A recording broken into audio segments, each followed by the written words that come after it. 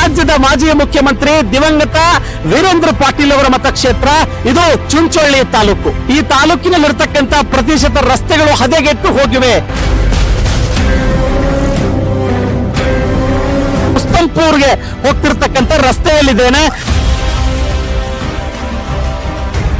Doctor Avinash Jadhav ಅವರೇ, ಕಲ್ಯಾಣ ಕರ್ನಾಟಕ ಭಾಗದಲ್ಲಿ ಅತ್ಯಂತ ಕಿರಿಯ ಶಾಸಕರು ನೀವು. ನಿಮ್ಮ ಕ್ಷೇತ್ರದಲ್ಲೇ ನೀವು ಎಷ್ಟೊಂದು ಆಕ್ಟಿವ್ ಆಗಿ ಕೆಲಸ ಮಾಡಬೇಕು ಅನ್ನೋದು ನೀವೇ ಅರ್ಥ ಮಾಡ್ಕೋಬೇಕು. ನಿಮ್ಮ ತಂದೆಯವರು 2 ಬಾರಿ ಶಾಸಕರು, ನೀವು ಎರಡನೇ ಬಾರಿ ಶಾಸಕರಾಗಿ ಸೇವೆಯನ್ನ ಸಲ್ಲಿಸ್ತಾ ಇದ್ದೀರಿ. ಎಲ್ಲಿದೆ ಅಭಿವೃದ್ಧಿ?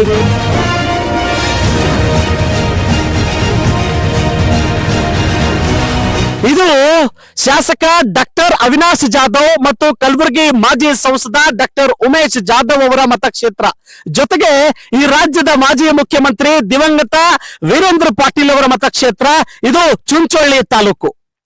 ಚಿಂಚೋಳಿ ತಾಲೂಕು ಇಡೀ ರಾಜ್ಯದಲ್ಲಿ, ಜೊತೆಗೆ ಕಲ್ಯಾಣ ಕರ್ನಾಟಕ ಭಾಗದಲ್ಲಿ ಅತ್ಯಂತ ಹಿಂದುಳಿದ ತಾಲೂಕು ಅಂತ ಈಗಲೂ ಕೂಡ ಹಣೆಪಟ್ಟಿಯನ್ನ ಹೊಂದಿರತಕ್ಕಂಥದ್ದು.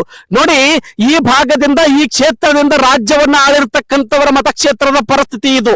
ಜೊತೆಗೆ ಈ ತಾಲೂಕಿನಲ್ಲಿರ್ತಕ್ಕಂಥ ಪ್ರತಿಶತ ರಸ್ತೆಗಳು ಹದಗೆಟ್ಟು ಹೋಗಿವೆ.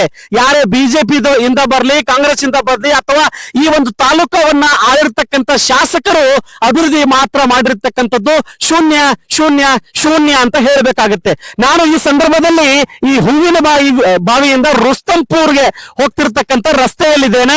ಸಾಕಷ್ಟು ಪ್ರಮಾಣದಲ್ಲಿ ರಸ್ತೆ ಹದಗೆಟ್ಟು ಹೋಗಿದೆ.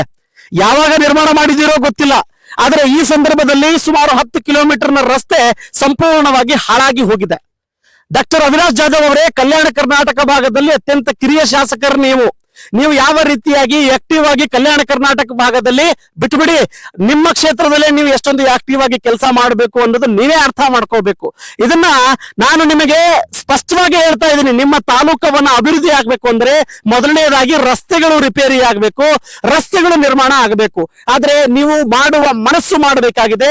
ನಿಮ್ಮ ತಂದೆಯವರು 2 ಬಾರಿ ಶಾಸಕರು, ನೀವು ಎರಡನೇ ಬಾರಿ ಶಾಸಕರಾಗಿ ಸೇವೆಯನ್ನ ಸಲ್ಲಿಸ್ತಾ ಇದ್ದೀರಿ. ಎಲ್ಲಿದೆ ಅಭಿವೃದ್ಧಿ? ನಿಮ್ಮ ತಾಲೂಕು ಅಭಿವೃದ್ಧಿ ಆಗುತ್ತಾ ಇದೆನಾ ಅಂತ ನಿಮ್ಮ ಮನಸ್ಸಿಗೆ ನೀವು ಕೇಳ್ಕೋಬೇಕಾಗಿರ್ತಕ್ಕಂಥ ಅನಿವಾರ್ಯತೆ ಇದೆ. ಮತ್ತೆ ಭೇಟಿ ಆಗ್ತೇನೆ. ನಮಸ್ಕಾರ.